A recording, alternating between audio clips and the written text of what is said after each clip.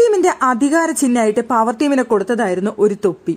അതിലെ അഭിഷേകിന്റെ തൊപ്പി ഇന്ന് ഉണ്ടായിരുന്നില്ല. ഒരാളുടെ തൊപ്പിയാണ് മിസ് ചെയ്തത്. അതിൽ അഭിഷേക് ഞാൻ തൊപ്പിയില്ലാതെ ഇവിടെ മാറിയിരുന്നോളാം എന്ന് പറയുന്ന ഒരു അവസ്ഥയായിരുന്നു. എന്നിട്ട് എല്ലാവരും അന്വേഷിക്കുന്നുണ്ടായിരുന്നു തൊപ്പി എവിടെ പോയി, ആരെങ്കിലും എടുത്തിട്ടുണ്ടെങ്കിൽ തിരിച്ചു തരണേ എന്നൊക്കെ പറഞ്ഞുകൊണ്ട് അവിടെ നോറ മീറ്റിംഗ് വിളിച്ചു കൂട്ടിയിട്ടടക്കം ചോദിക്കുന്നുണ്ടായിരുന്നു രാവിലെ.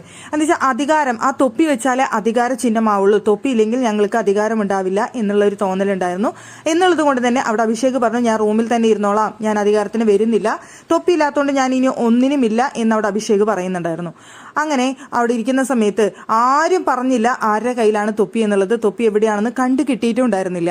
ലാസ്റ്റ് ഗെയിം കഴിഞ്ഞ സമയത്ത് അവിടെ സാബു ചോദിച്ചു എവിടെയായിരുന്നു അഭിഷേകിന്റെ തൊപ്പി, ആരാണ് അടിച്ചു മാറ്റിയതെന്ന് ചോദിച്ചു.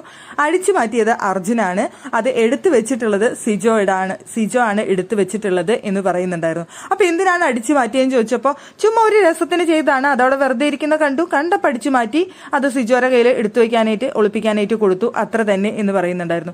സംഭവം കിടിലനായിരുന്നു. തൊപ്പി അന്വേഷിച്ച് കുറെ നടക്കുന്നുണ്ടായിരുന്നു അവരെല്ലാവരും. എന്തായാലും തൊപ്പി അടിച്ചു മാറ്റിയിട്ട് അവർക്ക് ഒന്നും ചെയ്യാനായിട്ട് പറ്റിയില്ല. അവർക്കത് സൂക്ഷിക്കാനുള്ള കഴിവില്ലാത്തതുകൊണ്ടാണ് അത് അടിച്ചു മാറ്റിയത്. അക്കാര്യത്തിൽ അർജുനും സിജോയും ചേർന്നാണ് ആ പണി ചെയ്തത് എന്നവിടെ പറയുന്നുണ്ടായിരുന്നു.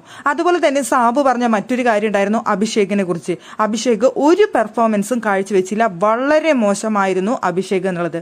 അവിടെ ഏറ്റവും മോശം പെർഫോമൻസ് കാഴ്ചവെച്ച ഒരു കാര്യമാണ് അവിടെ പവർ ടീം എന്ന് പറയുന്നത്, അതായിട്ടുള്ള ഓണേഴ്സ്. പക്ഷെ എന്നിരുന്നാൽ പോലും അവരിൽ ഓരോരുത്തരും എന്തെങ്കിലുമൊക്കെ ചെയ്തിട്ടുണ്ടായിരുന്നു.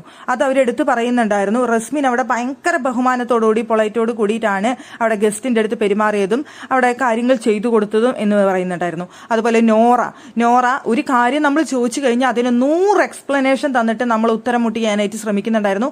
പറയാതിരിക്കാൻ കഴിയില്ല, നോറ അത്രയും വാക്ചാതുര്യത്തോടു കൂടിയാണ് സംസാരിക്കുന്നുണ്ടായിരുന്നേ എന്ന് രണ്ടുപേരും, പ്രത്യേകിച്ച് സാബു അത് എടുത്തു പറയുന്നുണ്ടായിരുന്നു. പിന്നെ അൻസിബി ലോകത്തെ ആയിരുന്നില്ല, അത്രയും മൂഡ് ഓഫ് ആയിരുന്നു.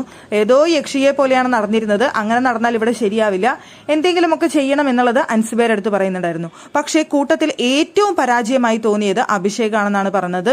ഒന്നും ചെയ്തില്ല, ഒരു കാര്യത്തിൽ നിന്നില്ല, വെറുതെ അവിടെ ഒരാളുണ്ട് എന്നല്ലാതെ ഒരു കാര്യത്തിന് നിന്നില്ല എന്ന് അഭിഷേകിനെ അവിടെ സാബു കൃത്യമായി വാണിംഗ് ചെയ്യുന്നുണ്ടായിരുന്നു. ഇനിയെങ്കിലും എന്തെങ്കിലും ചെയ്യ് എന്ന് അഭിഷേകിന്റെ അടുത്ത് പ്രത്യേകം പറഞ്ഞു.